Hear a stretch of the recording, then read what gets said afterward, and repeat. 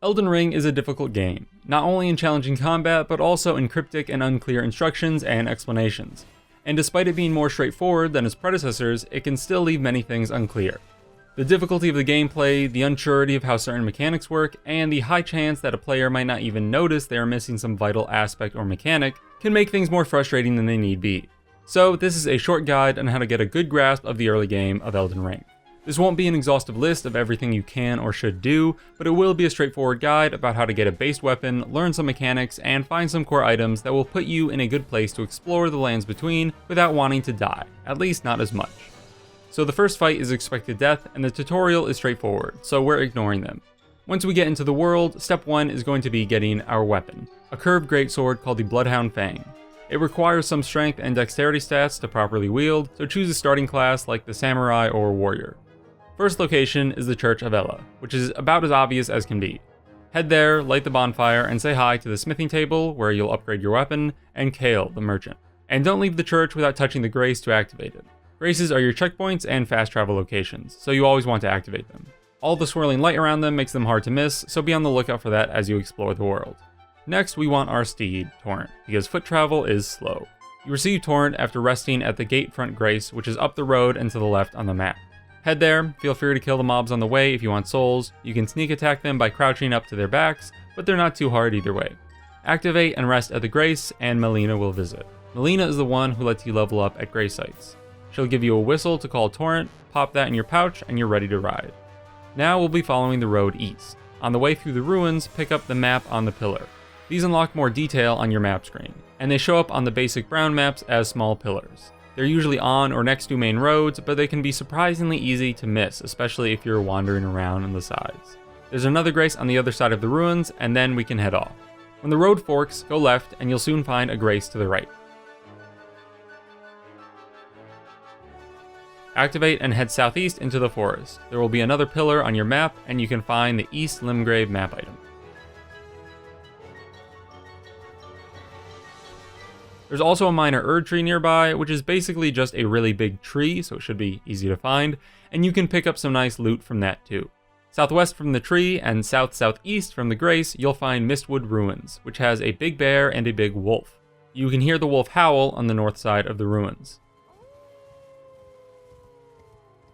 Once you hear the howling, open up the map and fast travel back to the Church of Ela, the place with the merchant and the smithing table. If it's nighttime, you might meet the witch Renna. She'll give you items for summoning spirit ashes, but if she doesn't show up, don't fret. You can buy the same items from another merchant. Speak to Kale and ask him about the howling. He'll tell you about it and give you the snap gesture. With that, head back to the ruins and snap. Blythe, the berserk reference, will jump down and you can speak to him, again on the north side of the ruins. He's hunting for a man named Darrowil. That's who we're going to get our weapon from. The name's Blythe. He fled somewhere nearby. After speaking to Wolfman, get back on the road and head south. Just below the fork will be a somber smithing stone, which we'll use to upgrade our weapon.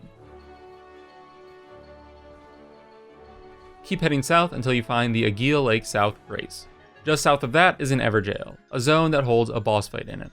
You'll find these fights scattered throughout the game. Enter the Everjail and summon Blythe. You don't have to, but if you're trying to fight a boss solo without leveling up, this guide is probably wasted on you.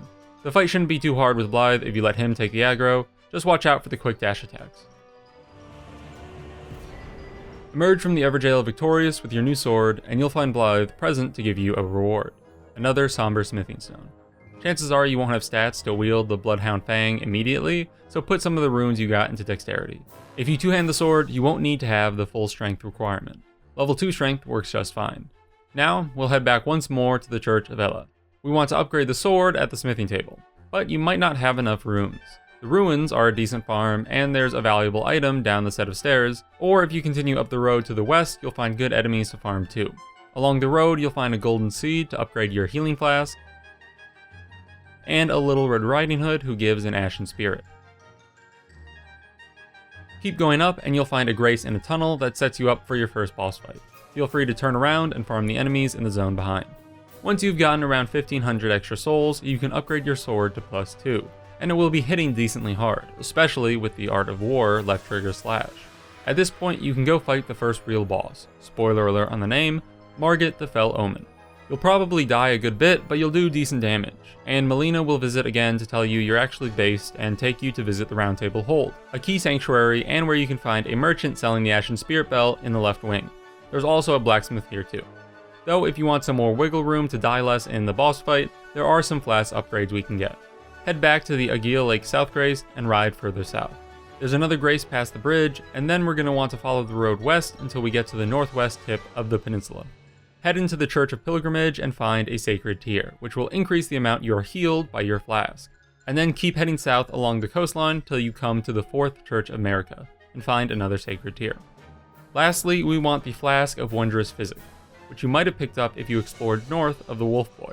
If not, head back to the Northeast Grace, Mistwood outskirts, and ride up the road until you reach the 3rd Church of America. Here is another sacred tear and a new flask, that of Wondrous Physic. This is a new consumable that will recharge at Graces. You get 1 sip and you can mix different effects at Graces depending on which crystal tears you have, which is a key item. Crystal tears are what we found at the Minor Erd tree earlier, and more can be found around analogous trees throughout the game, though they might be a little bit harder to acquire. If you haven't, upgrade your Crimson Flask at the Grace, both charges and healing potential, in addition to mixing your Flask of Wondrous Physic, which you should throw in an equipment slot.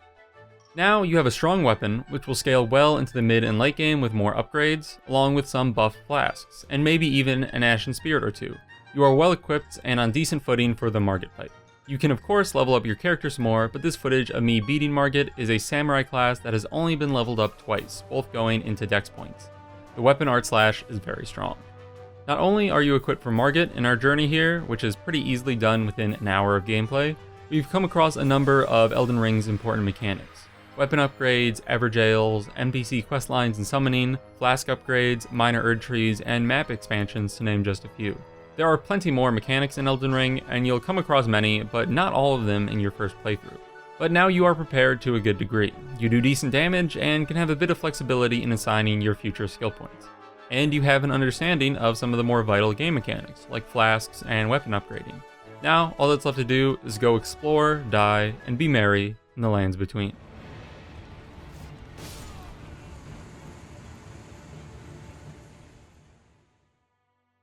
For a final extra tidbit of loot for those of you still watching, it's unnecessary but it's pretty strong, you can find an Erd tree on the southern peninsula. It's going to be to the east of the 4th Church of America.